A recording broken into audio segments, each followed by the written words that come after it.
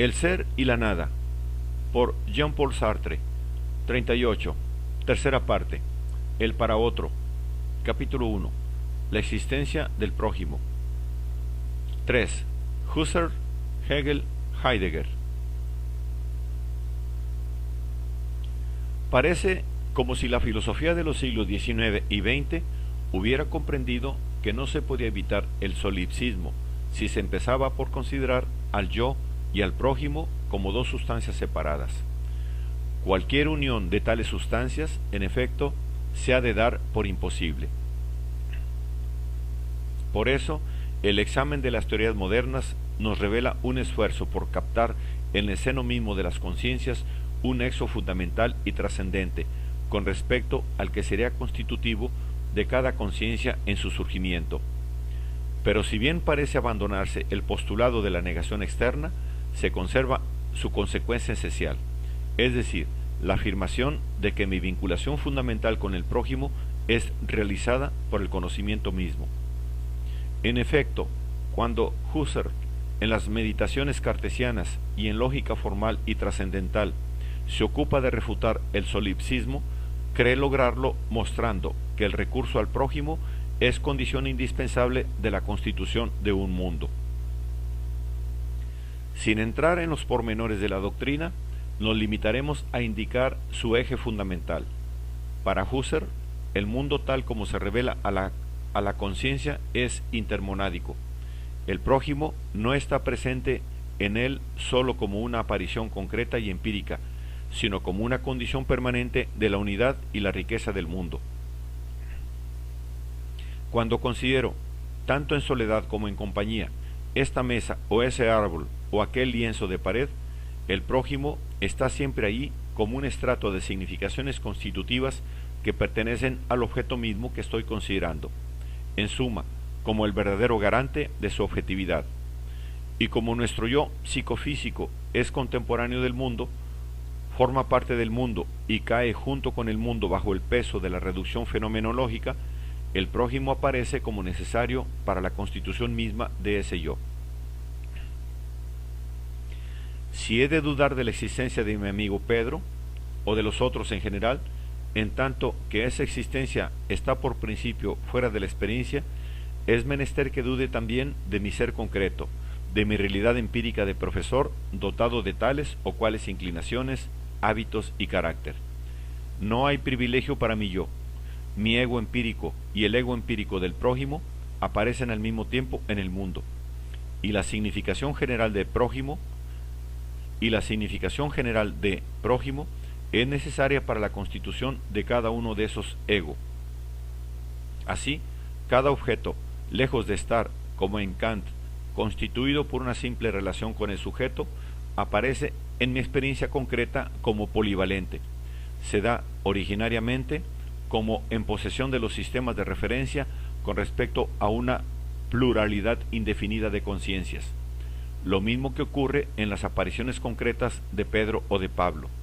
También en la mesa o en la pared se me descubre el prójimo como aquello a lo cual se refiere continuamente el objeto considerado. Ciertamente, estas ideas señalan un progreso respecto a las doctrinas clásicas. Es incontestable que la cosa utensilio remite desde su descubrimiento a una pluralidad de parasíes. Volveremos sobre ello. Es verdad también que la significación de prójimo no puede provenir de la experiencia, ni de un razonamiento por analogía operado con ocasión de la experiencia, sino que, muy por el contrario, la experiencia se interpreta a la luz del concepto de prójimo. ¿Quiere decir esto que el concepto de prójimo es a priori? Más adelante procuraremos determinarlo, pero, pese a esas indiscutibles ventajas, la teoría de Husserl no nos parece sensiblemente diferente de la de Kant, pues en efecto, si mi ego empírico no es más seguro que el de Husserl, ha conservado el sujeto trascendental, radicalmente distinto del prójimo y harto parecido al sujeto kantiano. Entonces, lo que debe demostrarse no es el paralelismo de los egos empíricos, que nadie pone en duda, sino el de los sujetos trascendentales, pues, en efecto, el prójimo no es el mismo en ese lenguaje empírico que se encuentra en mi experiencia. Es el sujeto trascendental al cual ese personaje remite por naturaleza. Así, el verdadero problema es el de la relación entre los sujetos trascendentales allende la experiencia. Si se responde que desde el origen el sujeto trascendental remite a otros sujetos para la constitución del conjunto noemático, es fácil responder a su vez que remite a ellos como a significaciones. El prójimo vendría a ser aquí una categoría suplementaria que permitiría constituir un mundo, no un ser real existente allende ese mundo. Sin duda, la categoría de prójimo implica, en su propia significación, una remisión del otro lado del mundo a un sujeto, pues esa remisión no podría ser sino hipotética. Tiene el puro valor de un contenido de valor unificador, vale en y por el mundo, sus derechos se limitan al mundo, y el prójimo está fuera del mundo por naturaleza. Husserl, por otra parte, se veda la posibilidad de comprender lo que puede significar el ser extramundano del prójimo, ya que define el ser como la simple indicación de una serie infinita de operaciones por efectuar. Imposible hacer más claramente del conocimiento la medida del ser. Pero aun admitiendo que el conocimiento en general mida al ser, el ser del prójimo se mediría en su realidad por el conocimiento que el prójimo tiene de sí mismo, no por el que yo tengo de él. Lo que habría de alcanzar sería el prójimo, no en tanto que tengo conocimiento de él, sino en tanto que él tiene conocimiento de sí mismo, lo que es imposible. Supondría, en efecto, la identificación en interioridad entre mí mismo y el otro. Volvemos a encontrar, pues, esa distinción de principio entre el prójimo y yo, distinción que no proviene de la exterioridad de nuestros cuerpos, sino del simple hecho de que cada uno de nosotros existe en interioridad y de que un conocimiento válido de la interioridad no puede hacerse sino en interioridad, lo que veda, por principio, todo conocimiento del prójimo tal como él se conoce, es decir, tal como es él. Husserl, por otra parte, lo ha comprendido, ya que define al prójimo, tal como se descubre a nuestra experiencia concreta, como una ausencia. Pero, al menos en la filosofía de Husserl, ¿cómo tener una intuición plena de una ausencia? El prójimo es el objeto de intenciones vacías. El prójimo, por principio, se resiste y huye. La única realidad que queda es, pues, la de mi intención, y el prójimo es el noema vacío que corresponde a mi apuntar hacia él en la medida en que aparece concretamente en mi experiencia. Es un conjunto de operaciones de unificación y de constitución de mi experiencia, en la medida en que aparece como un concepto trascendental. Husserl responde al solipsista que la existencia del prójimo es tan cierta como la del mundo, incluyendo en el mundo mi consistencia psicofísica. Ahora bien, el solipsista no dice otra cosa. No es menos cierta, responderá, pero tampoco más. La existencia del mundo se mide, añadirá, por el conocimiento que tengo de él. No puede ocurrir de otro modo con la existencia del prójimo. En otro tiempo creí poder evitar el solipsismo negando la existencia del ego trascendental de Husserl. Suponía entonces que ya no quedaba nada en mi conciencia que tuviera privilegio alguno con respecto al prójimo, ya que la había vaciado de su sujeto. Pero, en realidad, aunque sigo pensando que la hipótesis de un sujeto trascendental es inútil y nefasta, su abandono no hace avanzar ni un paso la cuestión de la existencia del prójimo. Pues aún sí, además del ego empírico, no hubiera nada más que la conciencia de ese ego, es decir, un campo trascendental sin sujeto, ello no quitaría que mi afirmación del prójimo postulara y reclamara la existencia allende el mundo de un campo trascendental así. En consecuencia, la única manera de evitar el solipsismo sería, también en este caso, probar que la conciencia trascendental, en su ser mismo, es afectada por la existencia extramundana de otras conciencias del mismo tipo.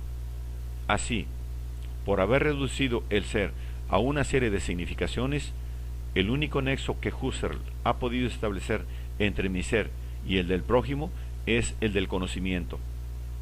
No puede, pues, evitar mejor que Kant el solipsismo.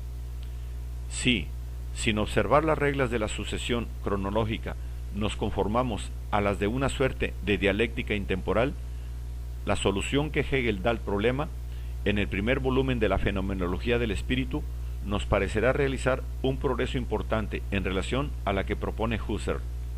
La aparición del prójimo no es indispensable, ya, en efecto, para la constitución del mundo y de mi ego empírico, sino para la existencia misma de mi conciencia como conciencia de sí. En efecto, en tanto que conciencia de sí, el yo se capta a sí mismo. La igualdad yo igual a yo, o yo soy yo, es la expresión misma de este hecho. En primer término, esta conciencia de sí es pura identidad consigo misma, pura existencia para sí. Tiene la certeza de sí misma, pero esta certeza está aún privada de verdad. En efecto, tal certeza sería verdadera sólo en la medida en que su propia existencia para sí le apareciera como objeto independiente. Así, la conciencia de sí es, ante todo, una especie de relación sincrética y sin verdad entre un sujeto y un objeto aún no objetivado, que es ese sujeto mismo. Como su impulsión es realizar su concepto, llegando a ser consciente de sí misma, en todos los respectos tiende a contrastarse exteriormente, dándose objetividad y existencia manifiesta. Se trata de explicitar el yo soy yo y de producirse a sí misma como objeto a fin de alcanzar el último estadio del desarrollo, estadio que, en otro sentido, es, naturalmente, el primer motor del devenir de la conciencia, que es la conciencia de sí en general, que se reconoce en otras conciencias de sí y es idéntica a ellas y a sí misma. El otro aparece conmigo, ya que la conciencia de sí es idéntica a sí misma por la exclusión de todo otro. Así, el hecho mediador es el primero, es la pluralidad de las conciencias, y esta pluralidad se realiza en la forma de una doble y recíproca relación de exclusión. Henos en presencia del nexo de negación por interioridad que reclamábamos poco antes. Ninguna nada externa, y en sí separa mi conciencia de la conciencia ajena, sino que yo excluyo al otro por el hecho mismo de ser yo. El otro es lo que me excluye al ser él mismo, y lo que yo excluyo al ser yo mismo. Las conciencias están directamente referidas las unas a las otras, en una imbricación recíproca de su ser. Esto nos permite a la vez definir la manera en que se me aparece el otro.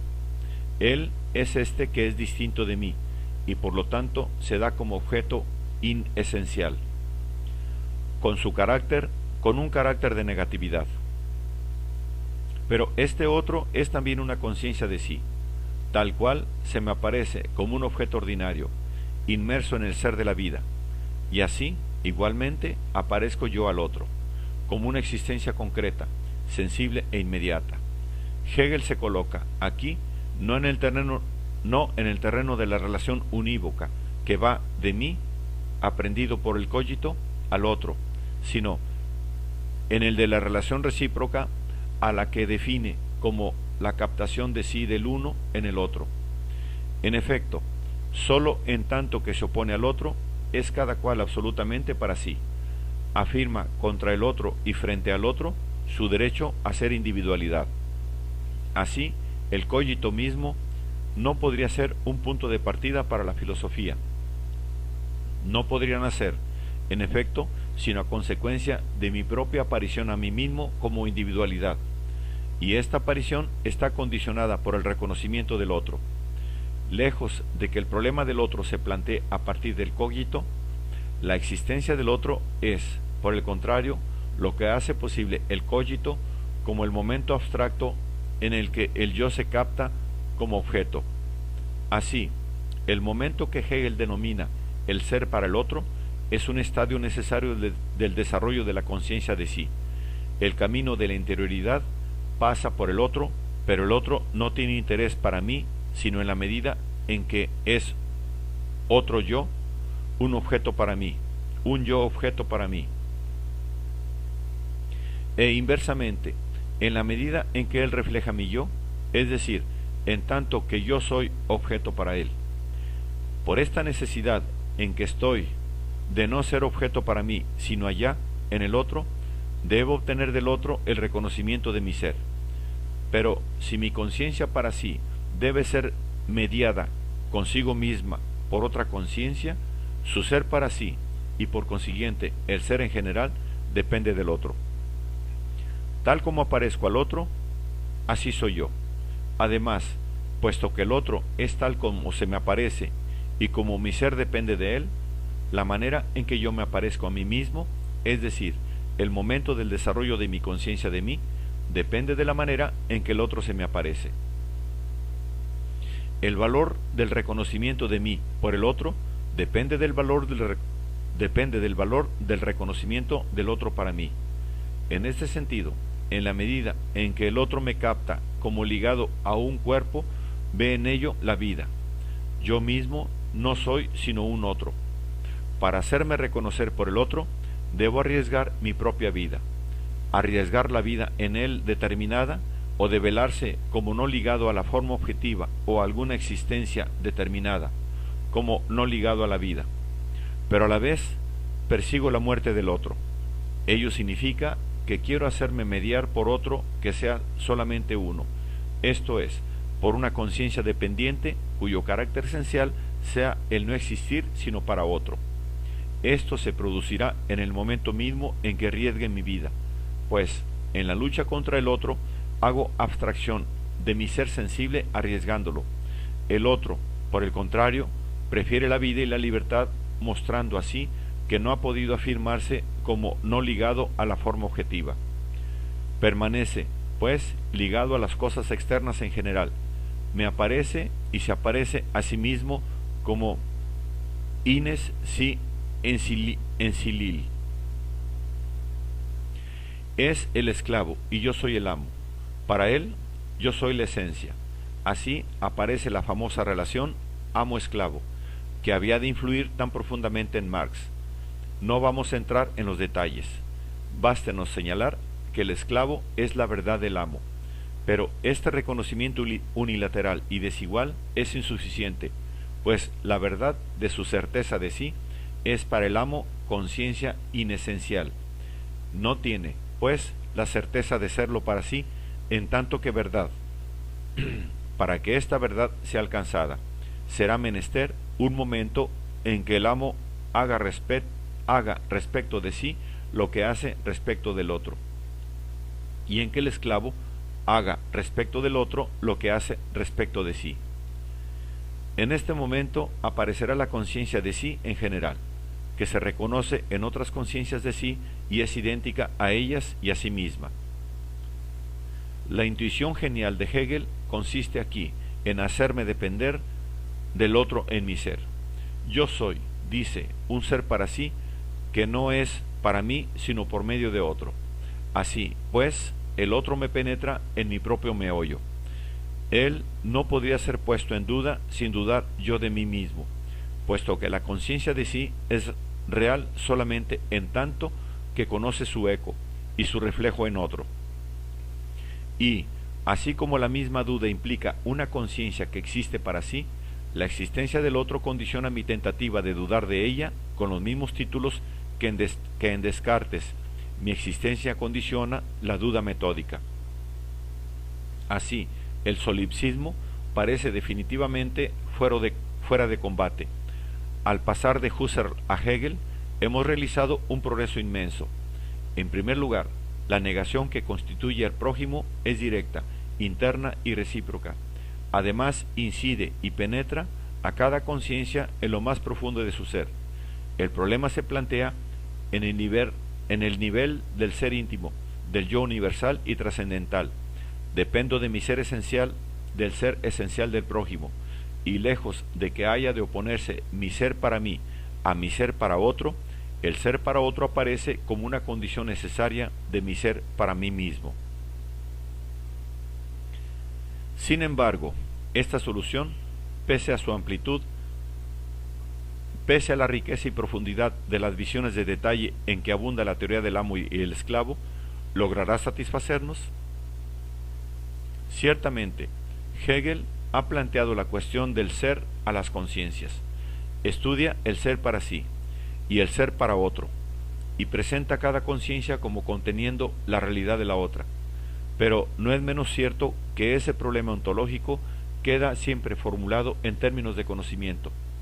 El gran motor de la lucha de las conciencias es el esfuerzo de cada una para transformar su certeza de sí en verdad, y sabemos que esta verdad no puede alcanzarse sino en tanto que mi conciencia se hace objeto para el otro, al mismo tiempo que la del otro se hace objeto para la mía. Así, a la cuestión suscitada por el idealismo, ¿cómo puede el otro ser objeto para mí? Hegel responde permaneciendo en el propio terreno del idealismo. Si hay en verdad un yo para el cual el otro es objeto, ello se debe a que hay otro para quien el yo es objeto. También el conocimiento es aquí medida del ser, y Hegel ni siquiera concibe que pueda haber un ser para otro no reductible finalmente a un ser objeto. Así, la conciencia de sí universal que busca desprenderse a través de todas esas fases dialécticas es asimilable, como él mismo confiesa, a una pura forma vacía, el yo soy yo.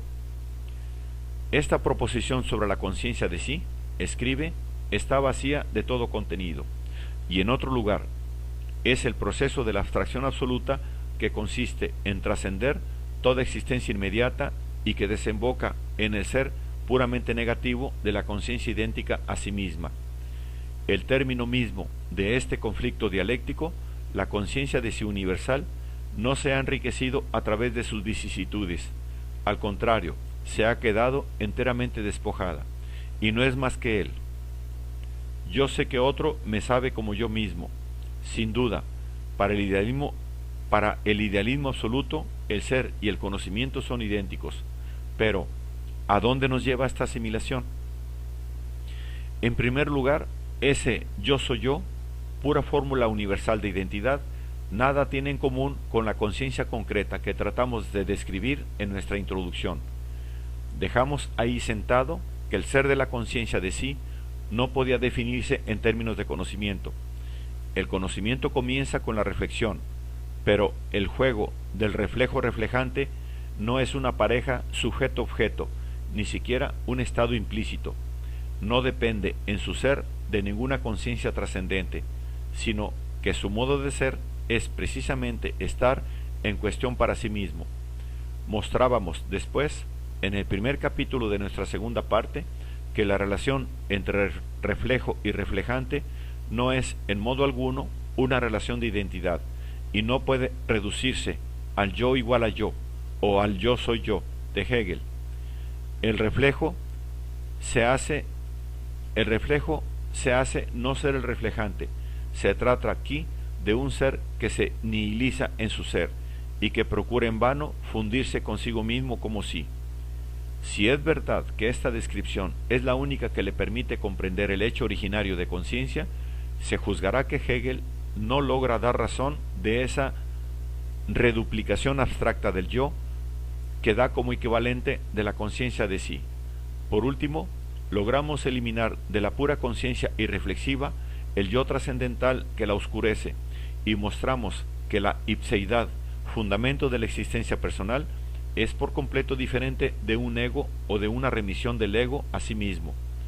No podría tratarse, pues, de definir la conciencia en términos de ontología trascendental.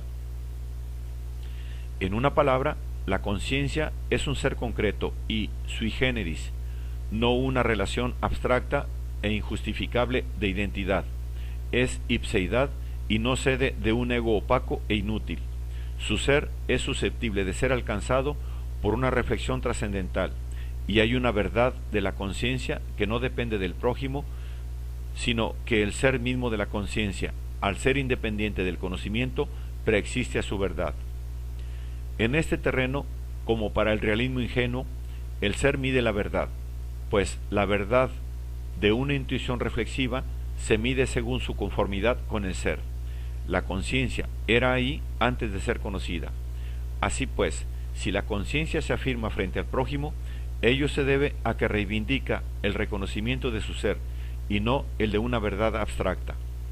Mal se concibe, en efecto, que en la lucha ardiente y peligrosa del amo y el esclavo, lo único que se ventile sea el reconocimiento de una fórmula tan pobre y abstracta como el yo soy yo. Habría, por otra parte, un engaño en esa misma lucha, puesto que el propósito finalmente alcanzado sería la conciencia de sí universal, intuición del sí existente por sí. Aquí, como siempre, a Hegel debemos oponer Kierkegaard, que representa las reivindicaciones del individuo en tanto que tal. El individuo reclama su realización como individuo, el reconocimiento de su ser concreto, y no la explicación objetiva de una estructura universal. Sin duda, los derechos que reclamo al prójimo ponen la universalidad del sí mismo.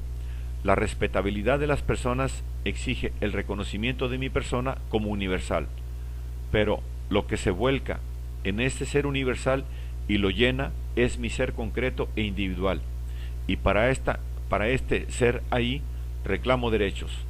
Lo particular es aquí soporte y fundamento de lo universal. Lo universal, en este caso, no podría tener significación si no existiera a propósito de lo individual. De dicha asimilación entre ser y conocimiento resultarán también aquí un buen número de errores o de imposibilidades. Las reasumiremos aquí bajo dos rúbricas, es decir, que formularemos contra Hegel una doble acusación de optimismo. En primer lugar, Hegel nos parece pecar de optimismo epistemológico. Cree, en efecto, que puede aparecer la verdad de la conciencia de sí, es decir, que puede ser realizado un acuerdo objetivo entre las conciencias con el nombre de reconocimiento de mí por el prójimo y del prójimo por mí. Este reconocimiento puede ser simultáneo y recíproco. Yo sé que el prójimo me sabe como sí mismo y produce en verdad la universalidad de la conciencia de sí. Pero el enunciado correcto del problema del prójimo me hace imposible este tránsito al universal. En efecto, si el prójimo debe devolverme mí mismo, es menester que por lo menos el término de la evolución dialéctica haya una medida común entre lo que yo soy para él y lo que él es para mí, lo que yo soy para mí y lo que él es para mí. Si en ello que la homogeneidad no existe en el punto de partida, como lo admite Hegel, esta relación amo-esclavo no es recíproca, pero afirma que la reciprocidad ha de poder establecerse. En efecto, en el punto de partida, la confusión, tan hábil que parece voluntaria, entre la objetividad y la vida. El otro dice, me aparece como objeto, pero el objeto es yo en el otro, y cuando quiere definir mejor esta objetividad, discierne en ella tres elementos. Esa captación de sí del otro, en el otro es 1. El momento abstracto de la identidad consigo mismo. 2. Cada uno, empero, tiene también la particularidad de manifestarse al otro en tanto que objeto externo, en tanto que existencia concreta y sensible inmediata. 3. Cada uno es absolutamente para sí e individual en tanto que opuesto al otro. Vemos que el momento abstracto de la identidad consigo mismo está dado en el conocimiento del otro. Está dado con otros dos momentos de la estructura total, pero es curiosa en un filósofo de la síntesis. Hegel no se ha preguntado si esos tres elementos no reaccionan entre sí de manera tal que constituyeran una forma nueva y refractaria al análisis. Hegel precisa su punto de vista en la fenomenología del espíritu, declarando que el otro aparece primero como inesencial. Es el sentido del tercer momento antes citado, y como conciencia inmersa en el ser de la vida. Pero se trata de una pura coexistencia del momento abstracto y de la vida. Basta, pues, que yo o el otro arriesgamos nuestra vida para que en el acto mismo de ofrecernos al peligro realicemos la separación analítica de la vida y la conciencia. Lo que el otro es para cada conciencia, lo es esta misma para el otro. Cada una realiza en ella misma y a su vez, por su actividad propia y por la actividad de la otra, esa pura abstracción del ser para sí. Presentarse como pura abstracción de la conciencia de sí es revelarse como pura negación de su forma objetiva, es revelarse como no ligado a alguna existencia predeterminada, es revelarse como no ligado a la vida. Sin duda, Hegel dirá más adelante que, por la experiencia del riesgo y del peligro de muerte, la conciencia de sí aprende que la vida le es tan esencial como la conciencia pura de sí. Ahora bien, desde un punto de vista muy distinto y que no impide que podamos separar siempre la pura verdad de la conciencia de sí en el otro de su vida. Así, el esclavo capta la conciencia de sí del amo. Él es la verdad de aquella, aun cuando, como lo hemos visto, esta verdad no es aún adecuada. Pero es lo mismo decir que el prójimo se me aparece por principio como objeto y decir que se me aparece como ligado a alguna existencia particular, como inmerso en la vida. Si nos mantenemos aquí en el plano de las puras hipótesis lógicas, observaremos en primer lugar que el prójimo podría muy bien ser dado a una conciencia en la forma de objeto, sin que este objeto estuviera ligado precisamente a ese objeto contingente, que se llama un cuerpo vivo. De hecho, nuestra experiencia no nos presenta sino individuos concretos y vivientes, pero de derecho ha de hacerse notar que el prójimo es objeto para mí porque es prójimo y no porque aparezca con ocasión de un cuerpo objeto. De otro modo, recaeríamos en la ilusión espacializante de que antes hablábamos. Así, lo esencial para el prójimo, en tanto que prójimo, es la objetividad y no la vida. Hegel, por otra parte, había partido de esta comprobación lógica. Pero, si verdad es que la conexión de una conciencia con la vida no deforma en su naturaleza el momento abstracto de la conciencia de sí, que permanece ahí, inmerso, siempre susceptible de ser descubierto, ¿ocurre lo mismo con la objetividad? En otros términos, puesto que sabemos que una conciencia es antes de ser conocida, una conciencia conocida ¿no será totalmente modificada por el hecho mismo de ser conocida? ¿Aparecer como objeto para una conciencia es ser conciencia todavía? A esa pregunta es fácil responder lo siguiente. El ser de la conciencia de sí es tal que en su ser está en cuestión su ser. Significa que ella es pura interioridad. Es continua remisión a un sí mismo que ella ha de ser. Su ser se define por el hecho de que ella es ese ser en el modo de ser lo que no es, y de no ser lo que es. Su ser es, pues, la exclusión radical de toda objetividad.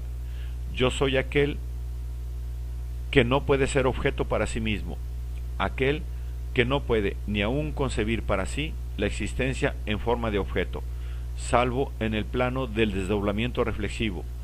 Pero habíamos visto que la reflexión es el drama del ser que no puede ser objeto para sí mismo.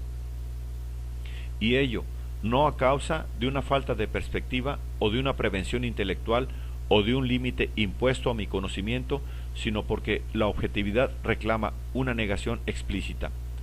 El objeto es lo que yo me hago no ser, mientras que yo soy aquel que me hago ser. Yo me soy doquiera, no podría hurtarme a mí mismo, me reatrapo por detrás, y aun si pudiera intentar hacerme objeto, yo sería yo en el meollo de ese objeto que soy, y desde el propio centro de ese objeto habría de ser el sujeto que lo mira. Esto es, por otra parte, lo que Hegel presentía al decir que la existencia del otro es necesaria para que yo sea objeto para mí. Pero, al postular que la conciencia de sí se expresa por el yo soy yo, es decir, al asimilarla al conocimiento de sí, no sacaba las consecuencias de esas constataciones primeras, pues introducía en la conciencia misma algo así como un objeto en potencia que el prójimo no tendría sino que extraer sin modificarlo.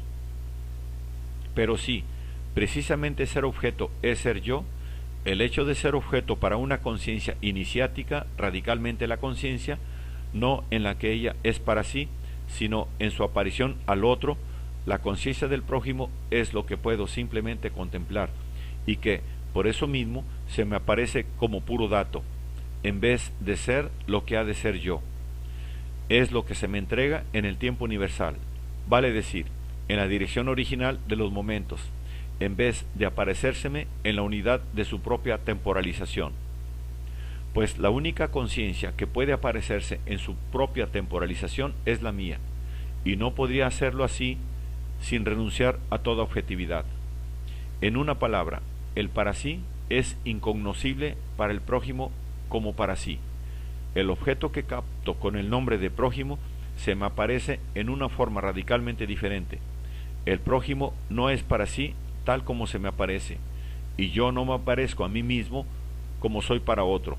Soy tan incapaz de captarme para mí como soy para otro, como de captar lo que otro es para mí y a partir del objeto prójimo que se me aparece. ¿Cómo podríamos, pues, acuñar un concepto universal que subsumiera bajo el nombre de conciencia de sí? ¿Cómo podríamos, pues, acuñar un concepto universal que subsumiera bajo el nombre de conciencia de sí mi conciencia para mí y de mí y mi conocimiento del prójimo? Es más, según Hegel, el otro es objeto y yo me capto como objeto en el otro. Pero una de estas afirmaciones destruye la otra. Para que yo pudiera parecerme a mí mismo como objeto en el otro, sería menester que captara al otro en tanto que sujeto, es decir, que lo aprendiera en su interioridad.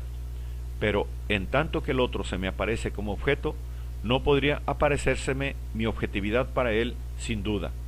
Capto que el objeto otro se refiere a mí por medio de intenciones y actos, pero por el hecho mismo de ser objeto, el espejo prójimo se oscurece y no refleja ya nada, pues esas intenciones y esos actos son cosas del mundo, aprendidas en el tiempo del mundo, comprobadas, contempladas y cuya significación es objeto para mí. Así, sólo puedo aparecerme a mí mismo como cualidad trascendente, a la cual se refieren los actos e intenciones del prójimo. Pero, precisamente al destruir la objetividad del prójimo, mi objetividad para él, me capto en tanto que sujeto interno como aquello a que sus intenciones y sus actos se refieren. Y debe entenderse esta captación de mí por mí mismo en puros términos de conciencia, no de conocimiento, habiendo de ser lo que soy en la forma de conciencia extática de mí, capto al prójimo como un objeto que indica hacia mí. Así, el optimismo de Hegel termina en un fracaso. Entre el objeto prójimo y yo sujeto no hay ninguna medida común, así como no la hay entre la conciencia de sí y la conciencia del otro. No puedo conocerme en otro si el otro es primeramente objeto para mí, y no puedo tampoco captar al otro en su ser verdadero, es decir, en su subjetividad. Ningún conocimiento universal puede extraerse de la relación entre las conciencias, es lo que llamaremos su separación ontológica. Pero hay en Hegel otra forma de optimismo más fundamental, es lo que conviene llamar optimismo ontológico. Para él, en efecto, la verdad del todo, y se sitúa en el punto de vista de la verdad, es decir, del todo, para enfocar el problema del otro. Así, cuando el monismo hegeliano considera la relación de las conciencias, no se sitúa en ninguna conciencia particular. Ante el todo, aunque el todo esté por realizar, está ya ahí como la verdad de todo lo que es verdadero. Así, cuando Hegel escribe que toda conciencia, siendo idéntica a sí misma, es distinta de la otra, se ha establecido en el todo, fuera de las conciencias, y las considera desde el punto de vista del absoluto. Pues, Las conciencias son momentos del todo, momentos que son, por sí mismos, un self-standing, y todo es mediador entre las conciencias, y el todo es mediador entre las conciencias. De ahí un optimismo ontológico paralelo al optimismo epistemológico. La pluralidad puede y debe ser trascendida hacia la totalidad, pero si Hegel puede afirmar la realidad de este trascendente es porque lo ha puesto al comienzo. En realidad ha olvidado su propia conciencia. Él es el todo. Y en este sentido, si resuelve tan fácilmente el problema de las conciencias, es porque para él no ha habido nunca verdadero problema a este respecto.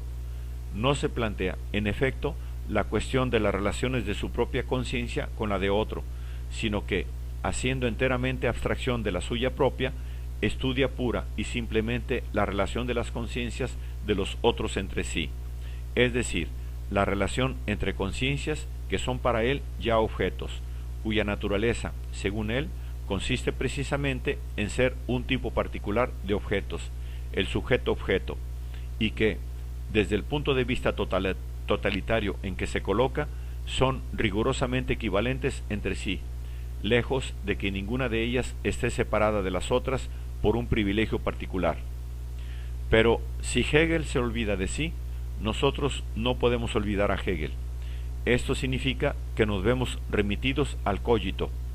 En efecto, si, como lo hemos establecido, el ser de mi conciencia es rigurosamente irreductible al conocimiento, entonces no puedo trascender mi ser hacia una relación recíproca y universal desde donde pudiera ver a la vez como equivalentes mi ser y el de los otros. Por el contrario, debo situarme en mi ser y plantear el problema del prójimo a partir de mi ser. En una palabra, el único punto de partida seguro es la interioridad del cogito. Por ello, ha de entenderse que cada cual ha de poder, partiendo de su propia interioridad, encontrar el ser del prójimo como una trascendencia que condiciona el ser mismo de esa interioridad, lo que implica necesariamente que la multiplicidad de las conciencias es, por principio, insuperable.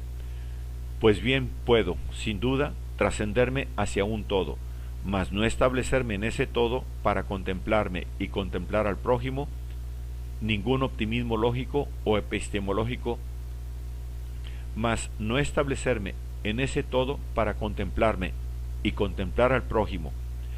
Ningún optimismo lógico o epistemológico podría, pues, hacer cesar el escándalo de la pluralidad de las conciencias. Hegel ha creído poder hacerlo porque no captó jamás la naturaleza de esa dimensión particular del ser que es la conciencia de sí. La tarea que puede proponerse una ontología es la de describir ese escándalo y fundarlo en la naturaleza misma del ser, pero es impotente para superarlo. Quizás sea posible, como lo veremos mejor dentro de poco, refutar el solipsismo y mostrar que la existencia del prójimo es para nosotros evidente y cierta, pero aun cuando hubiéramos hecho participar a la existencia del prójimo de la certeza apodíctica del cogito, es decir, de mi propia existencia, no por eso habríamos tendido hacia alguna totalidad intermonádica. La dispersión y la lucha de las conciencias seguirán siendo lo que son. Simplemente habremos descubierto su fundamento y su verdadero terreno. ¿Qué nos ha reportado esta larga crítica? Simplemente eso, que mi relación es ante todo y fundamentalmente una relación ser a ser, con el prójimo, no de conocimiento a conocimiento, si ha de poder refutarse el solipsismo. Hemos visto, en efecto, el fracaso de Husserl, quien, en este plano particular, mide al ser por el conocimiento, y el de Hegel, que identifica el conocimiento con el ser. Pero hemos reconocido igualmente que Hegel, aunque su visión esté oscurecida por el postulado del idealismo absoluto, supo plantear el debate en su verdadero nivel. Parece que Heidegger, en su Sein und Sein, ha aprovechado las meditaciones de sus precursores y se ha convencido profundamente de esta doble necesidad. 1. La relación de las realidades humanas ha de ser una relación de ser. 2. Esta relación debe hacer depender las realidades humanas las unas de las otras en su ser esencial. Por lo menos, su teoría responde a ambas exigencias. Con su manera brusca y algo bárbara de cortar los nudos gordianos antes de tratar de desanudarlos, responde a la cuestión planteada con una pura y simple definición. Ha descubierto diversos momentos, inseparables, por otra parte, salvo por abstracción, en el ser en el mundo, que caracteriza a la realidad humana. Esos momentos son mundo, ser en y ser. Ha descrito el mundo como aquello por lo cual la realidad humana se hace anunciar lo que es. El ser en lo ha definido. Falta hablar del ser, es decir, del modo en que la realidad humana es su ser en el mundo. Y es el Mitsein, nos dice, es decir, el ser con. Así, la característica del ser de la realidad humana es ser su ser con nosotros. No se trata de un azar. No soy primeramente, no se trata de un azar. No soy primeramente para que una contingencia me haga después encontrarme con el prójimo. Se trata de una estructura esencial de mi ser. Pero esta estructura no se establece desde afuera y desde un punto de vista totalitario, como en Hegel. Heidegger ciertamente no parte del cogito, en el sentido cartesiano del descubrimiento de la conciencia por ella misma. Pero la realidad humana que se le devela y cuyas estructuras trata de fijar con conceptos es la suya propia.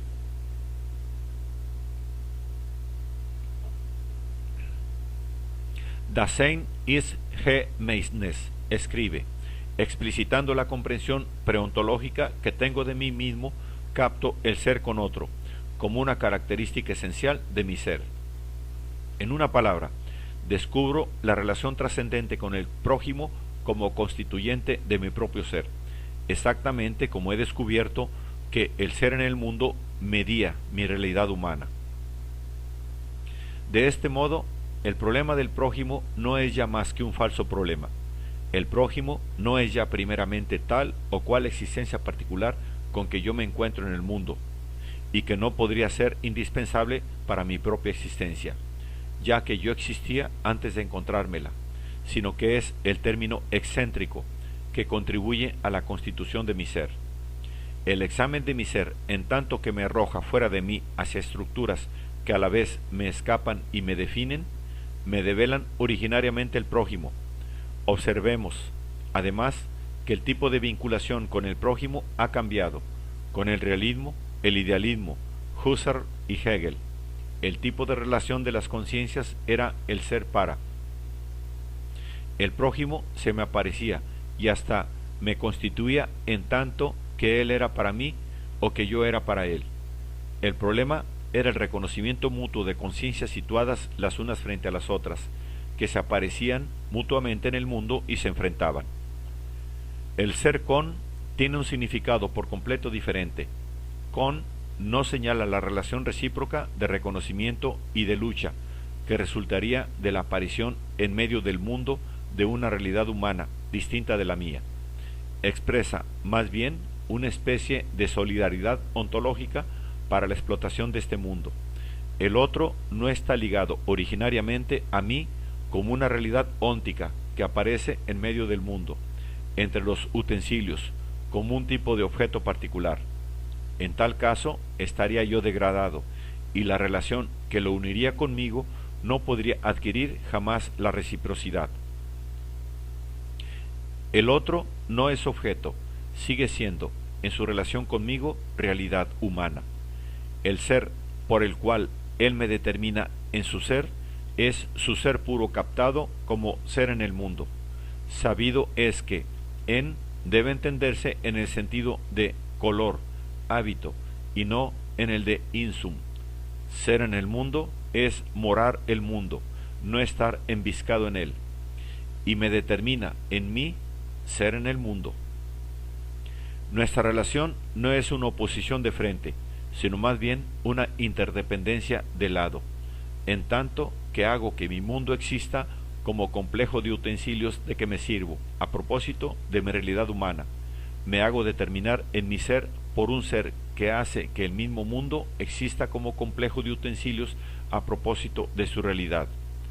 No debe entenderse ese ser por otra parte, como una pura colateralidad pasivamente recibida de mi ser. Ser, para Heidegger, es ser las propias posibilidades, es hacerse ser. Es, pues, un modo de ser que me hago ser. Hasta tal punto es verdad que soy responsable de mi ser para otro en tanto que lo realizo libremente en la autenticidad o la inautenticidad. En plena libertad y por una elección originaria, realizo, por ejemplo, mi ser en la forma del sé personal. Y si se pregunta cómo puede mi ser existir para mí, ha de responderse que me hago anunciar por el mundo lo que soy. En particular, cuando soy él, el modo de la inautenticidad del sé, el mundo me devuelve como el reflejo impersonal de mis posibilidades inauténticas bajo el aspecto de utensilios y complejos de utensilios que pertenecen a todo el mundo y que me pertenecen en tanto que soy todo el mundo, vestidos de confección, transportes en común, parques, jardines, lugares públicos, albergues dispuestos para que uno cualquiera pueda refugiarse, etc. Así, por el complejo indicativo de utensilios, me hago anunciar como uno cualquiera que me indica como un Wormwein y el estado inauténtico, que en mí es ordinario en tanto que no he realizado la conversión a la autenticidad, me revela mi ser no como la relación de una personalidad única con otras personalidades igualmente únicas, no como la mutua vinculación de la existencia del prójimo, emplazables de los seres, sino como una total intercambiable o más unidad de los términos de la relación. La determinación de los términos falta, no estoy en oposición al otro, pues yo no soy yo. Tenemos la todavía identidad social del ser. Plantear el problema en el plano de la incomunicación era poner responsabilidad de los sujetos individuales, era cometer un crimen, poner al mundo cabeza abajo. La autenticidad y la individualidad han de ganarse. Yo no seré mi propia autenticidad a menos que, por el influjo de la voz de la conciencia, me lance hacia la muerte, con decisión resuelta, como hacia mi posibilidad más propia.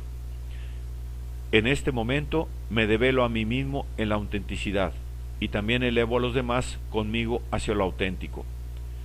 La imagen empírica que mejor simbolizaría la intuición heideggeriana no es la de la lucha, sino la del equipo.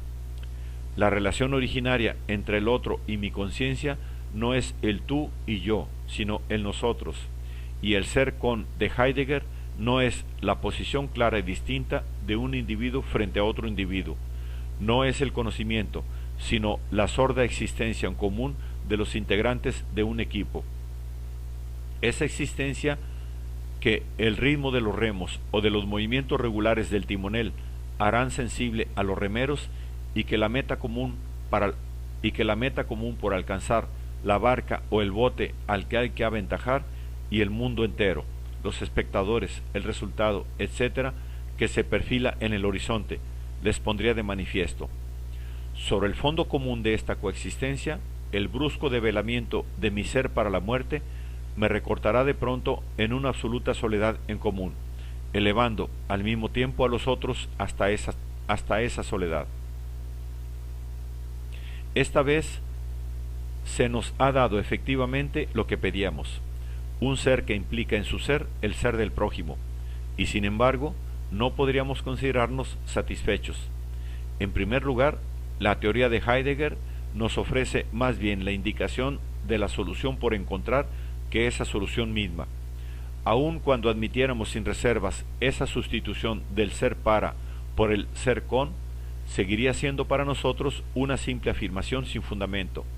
Sin duda, encontramos en nuestro ser ciertos estados empíricos, en particular lo que los alemanes llaman con un término intraducible, que parecen revelar una coexistencia de conciencias más bien que una relación de oposición.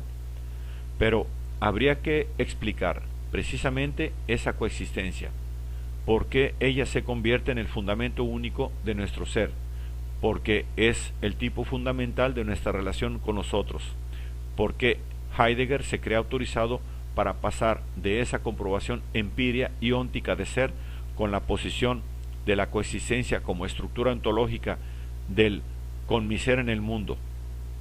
¿Y qué tipo de ser es poseedor de esa existencia? ¿En qué medida se ha mantenido la negación que hace al prójimo uno u otro y que lo constituye como inesencial?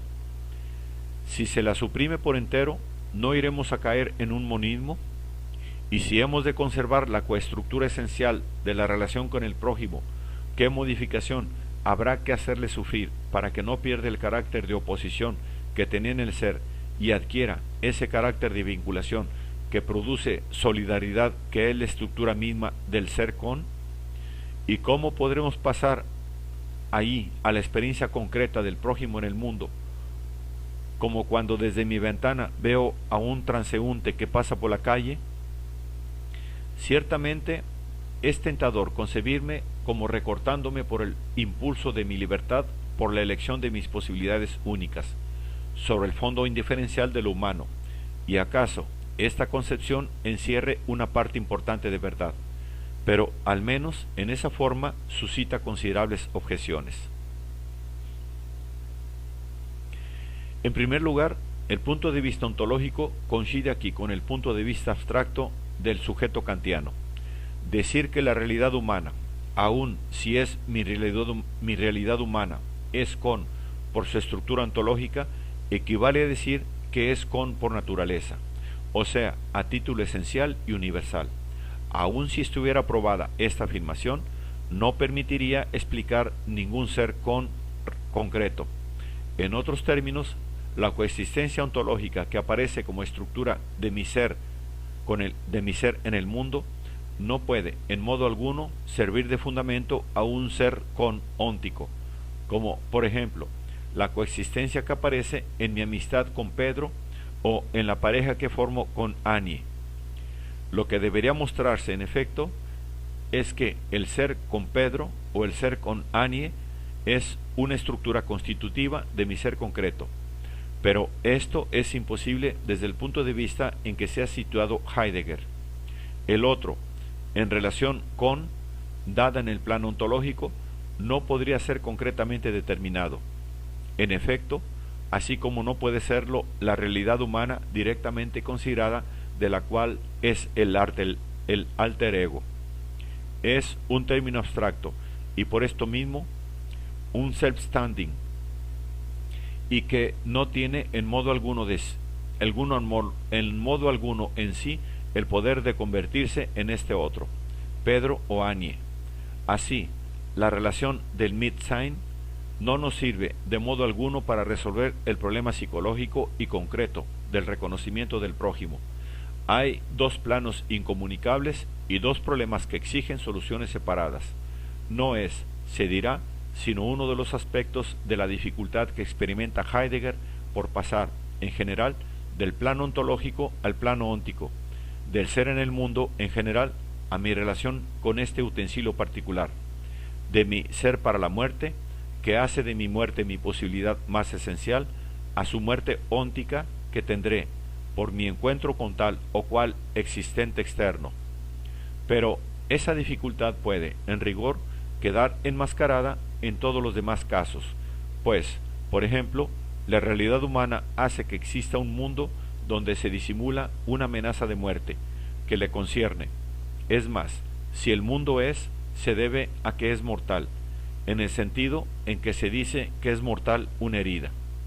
Pero la imposibilidad de pasar de un plano al otro se hace patente, por el contrario, con motivo del problema del prójimo, pues, en efecto, si bien en el surgimiento extático de si en el mundo de si en el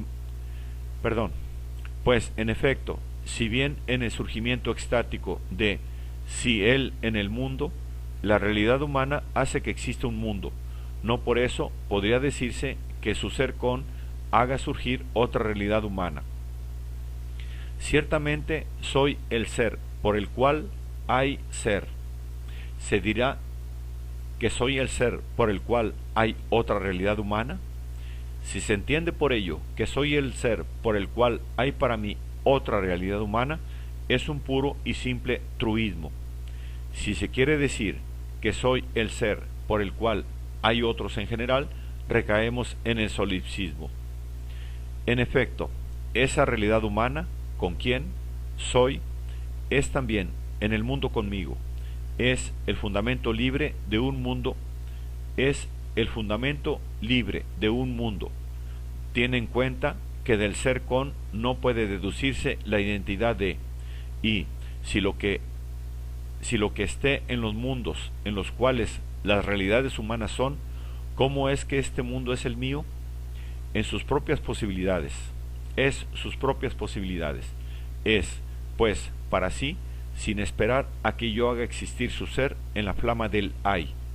Así, puedo constituir un mundo como moral, pero no una realidad humana como ser concreto que es sus propias posibilidades. Mi ser con captado a partir de mi ser no puede ser considerado sino como una pura exigencia fundada en mi ser, la cual no constituye ninguna prueba de la existencia del prójimo, ningún puente entre el otro y yo. Es más, esta relación ontológica entre un prójimo abstracto y yo, por el hecho mismo de que define en general mi relación con el prójimo, lejos de facilitar una relación particular y óntica entre Pedro y yo, hace radicalmente imposible toda vinculación concreta entre mi ser y un prójimo singular dado en mi experiencia. En efecto, si mi relación con el prójimo es a priori, agota toda posibilidad de relación con él. Unas relaciones empíricas y contingentes no podrían ser especificaciones ni casos particulares de ella.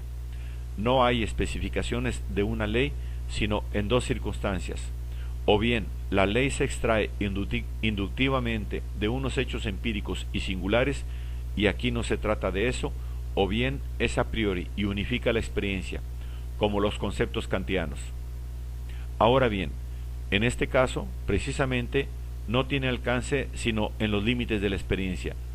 No encuentro en las cosas más que lo que he puesto en ellas, y la puesta en relación de dos seres en el mundo, concretos, y la puesta en relación de dos seres en el mundo concretos no puede pertenecer a mi experiencia. Escapa, pues, al dominio del ser con. Pero, precisamente como la ley constituye su propio dominio, excluye a priori todo hecho real que no sea construido por ella. La existencia de un tiempo como forma a priori de mi sensibilidad excluiría a priori a toda conexión con un tiempo nouménico que tuviera los caracteres de un ser.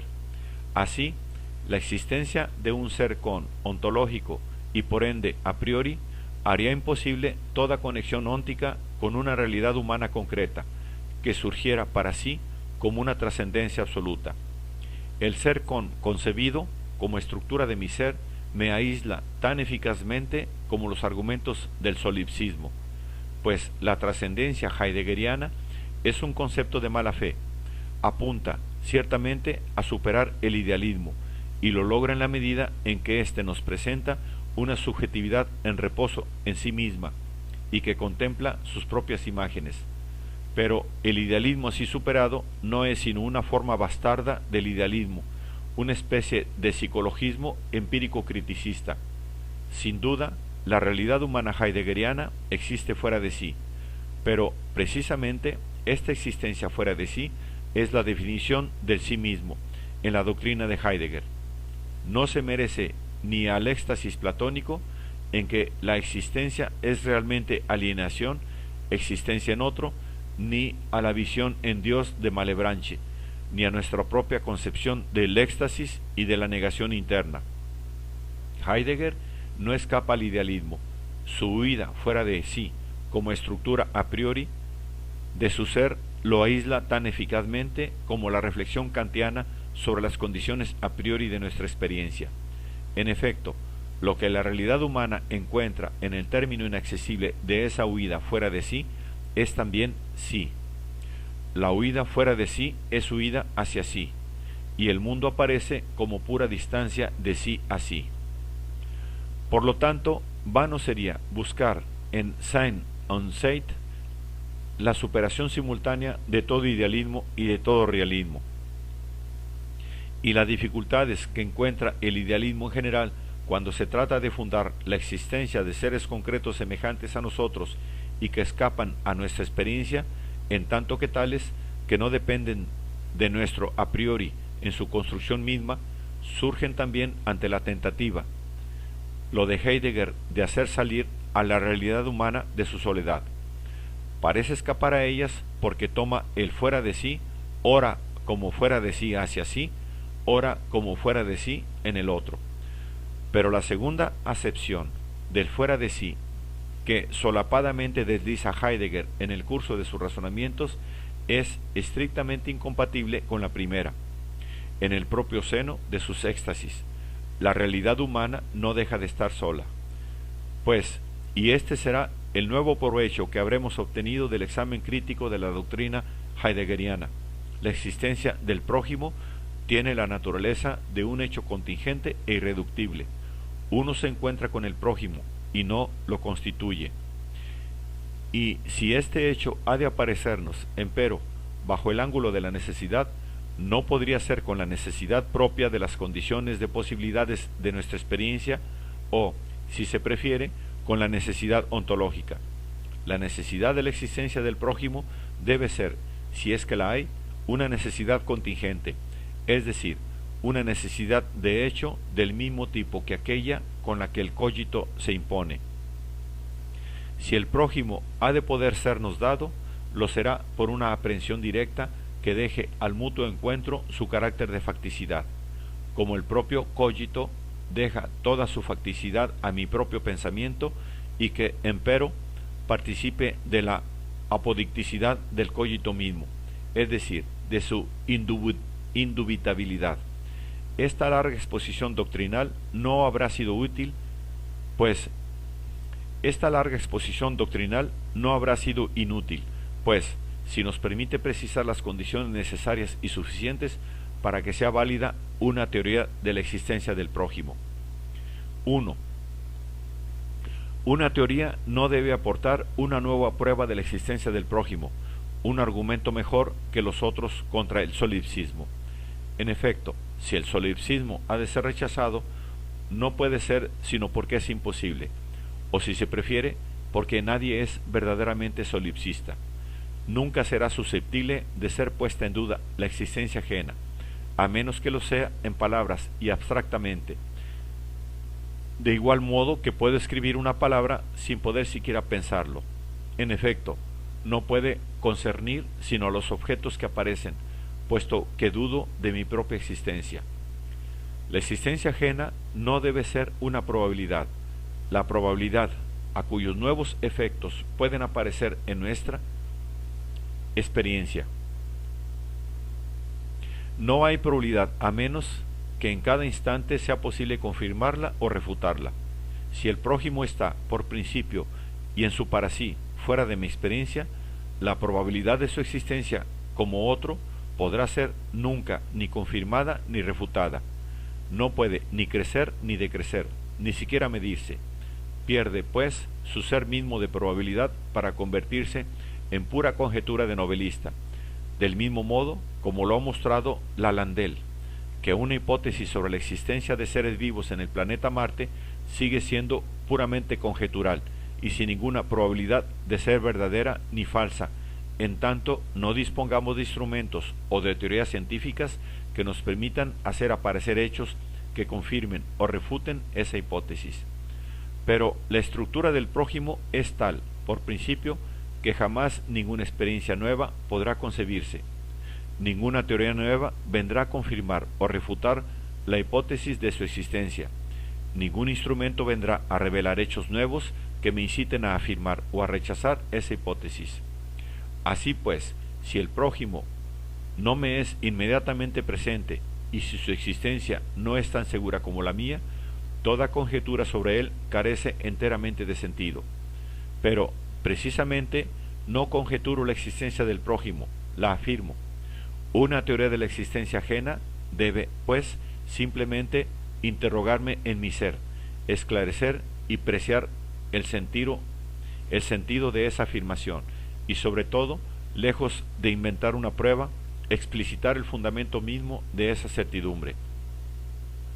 Dicho de otro modo, Descartes no ha probado su propia existencia, pues, en efecto, yo siempre he sabido que existía, no he cesado jamás de practicar el cogito. Análogamente, mis resistencias al solipsismo, tan vivas como las que podría suscitar una tentativa de dudar del cogito, prueban que siempre he sabido que el prójimo existía, que siempre he tenido una comprensión total, bien que implícita, de su existencia, que esta comprensión preontológica encierra una inteligencia más segura y más profunda de la naturaleza del prójimo y de su relación de ser con mi ser, que todas las teorías que hayan podido construirse fuera de ella. Si la existencia del prójimo no es una vana conjetura, una pura novela, se debe a que hay algo así como un cogito que le concierne. Este cogito debe ser sacado a la luz, explicitando sus estructuras y determinando su alcance y sus derechos. 2. Pero, por otra parte, el fracaso de Hegel nos ha mostrado que el único punto de partida posible era el cogito cartesiano. Sólo éste, por otra parte, nos sitúa en el terreno de esa necesidad de hecho que es el de la existencia ajena. Así, lo que, a falta de mejor nombre, llamaremos el cogito de la existencia ajena, se confunde con mi propio cogito. Es menester que el cogito, examinado una vez más, me lance fuera de él hacia los otros, tal como me ha lanzado fuera de él hacia él en sí, y esto no revelándome una estructura a priori de mí mismo que apuntaría hacia un prójimo igualmente a priori, sino descubriéndome la presencia concreta e indudable de tal o cual prójimo concreto, como me ha revelado ya mi existencia incomparable, contingente y empero necesaria y concreta. Así, hemos de pedir al para sí que nos entregue el para otro. A la inmanencia absoluta hemos de pedir que nos lance a la trascendencia absoluta.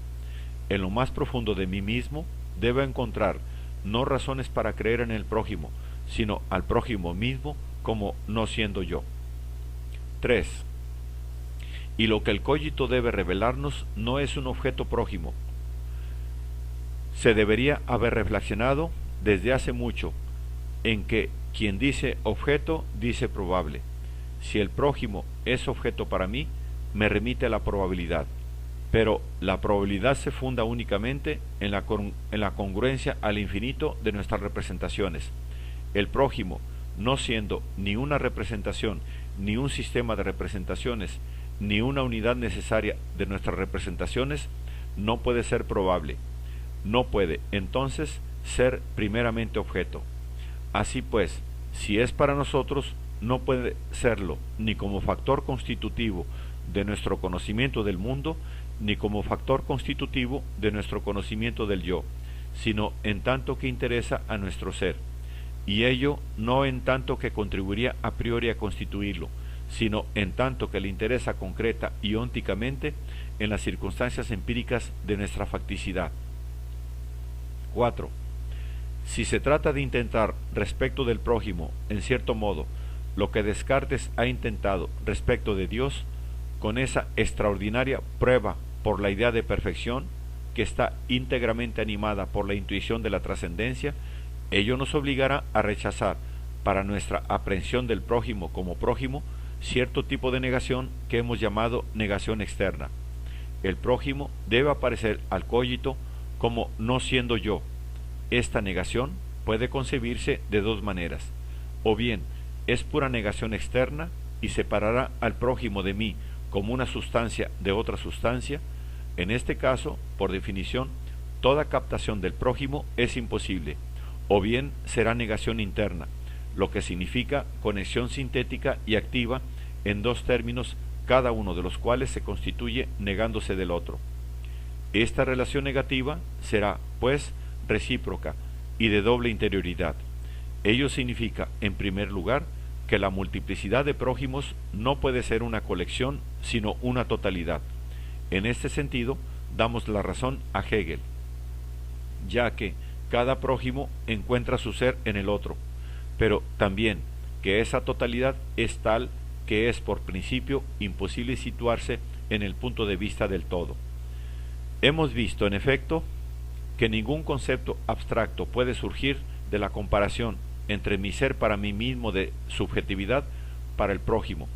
Además, esa totalidad, como la del para otro, es una totalidad destotalizada, pues al ser la existencia para otro radical del otro, no es posible ninguna síntesis totalitaria y unitaria de los prójimos. A partir de estas observaciones, trataremos de abordar, por nuestra parte, la cuestión del otro.